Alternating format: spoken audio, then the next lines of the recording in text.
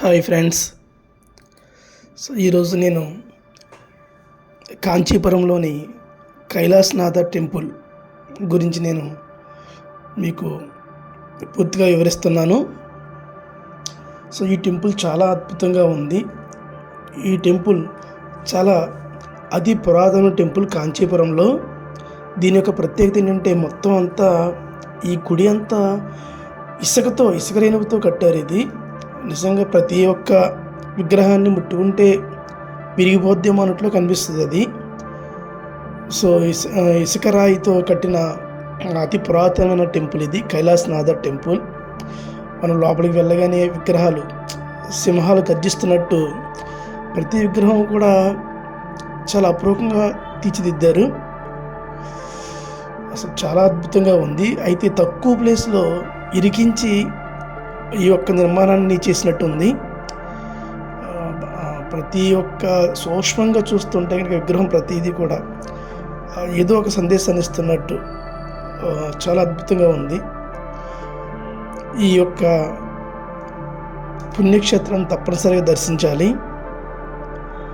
ఇందులో ముఖ్యంగా ఇది 540 సంవత్సరం నాటి గుడి. ఇది అప్పటి నుంచి ఇప్పటి వరకు కూడా ఇలా ఉందంటే చాలా అద్భుతం అని చెప్పాలి.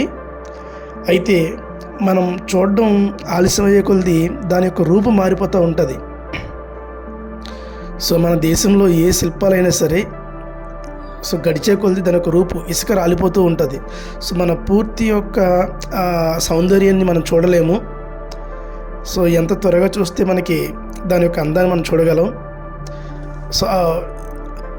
ఇన్ని వేల సంవత్సరాల తర్వాత కూడా మనం ఆ అందాన్ని చూస్తున్నామంటే మరి అప్పట్లో చాలా అద్భుతంగా ఉండేది అర్థం. ప్రతి విగ్రహం కూడా అసలు ఎంత ప్రతి అణువు కూడా క్లియర్గా కనిపించేట్టు ఆ ఇసుక రేణువు మీద దాన్ని వాళ్ళు చెక్కారంటే చాలా అద్భుతం. నంది విగ్రహం చాలా బాగుంది.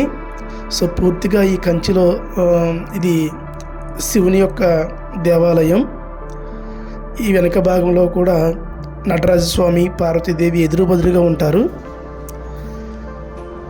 మొత్తం అన్ని పిల్లర్సే, మొత్తం అన్ని ఇసుకరాతి పిల్లర్స్ అన్నమాట. చాలా బాగున్నాయి. ఇంకొక ముఖ్య విషయం ఏంటంటే ఈ గుడి ఎవరైతే దర్శించుకుంటారో వాళ్ళకి మరో జన్మ ఉండదు, మోక్షం కలుగుతుంది అని పురాణాలు చెబుతున్నాయి. ఎక్కువగా ఇక్కడికి అబ్రాడ్ నుంచి ఫారినర్స్ కూడా ఈ యొక్క గుడిని చూస్తారు కాంచీపురంలో. మరొక విషయం ఏంటంటే ఈ గర్భగుడిలో చుట్టూ చిన్న సొరంగం ఉంటుంది, చాలా ఇరుకుగా ఉంటుంది అది. అందులోంచి లోపలికి దూరి వెళ్ళి దర్శనం చేసుకుంటారు.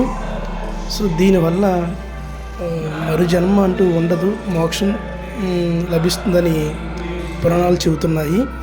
ఇది చాలా కష్టంగా కూడుకున్నది, కానీ జాగ్రత్తగా ఒక ప్లాన్డ్గా టాక్టివ్గా వెళ్ళొచ్చు.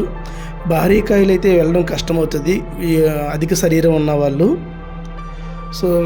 ఈ యొక్క టెంపుల్కి వెళ్ళినప్పుడు కంపల్సరీ ఆ లోపల నుంచి వెళ్ళడానికి ప్రయత్నించండి. ఎదురుగా నంది ఉంటుంది. చాలా ఎక్కువ ప్లేస్ గడ్డితో బాగా మెయింటైన్ చేశారు. దేవాలయానికి ఎదురుగా మహానంది చాలా భారీ రూపంలో కనిపిస్తారు. చాలా అందంగా ఉంటుంది. ఫోటో వ్యూస్, ఎవరైనా చిన్న చిన్న డ్యాన్స్ లాంటివి వేయడానికి కూడా ఆ ప్లేస్ బాగుంటుంది.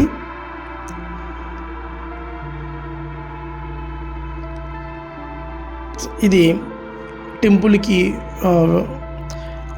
పైన గోపురం. గోపురం కూడా ఒకసారి చూడండి.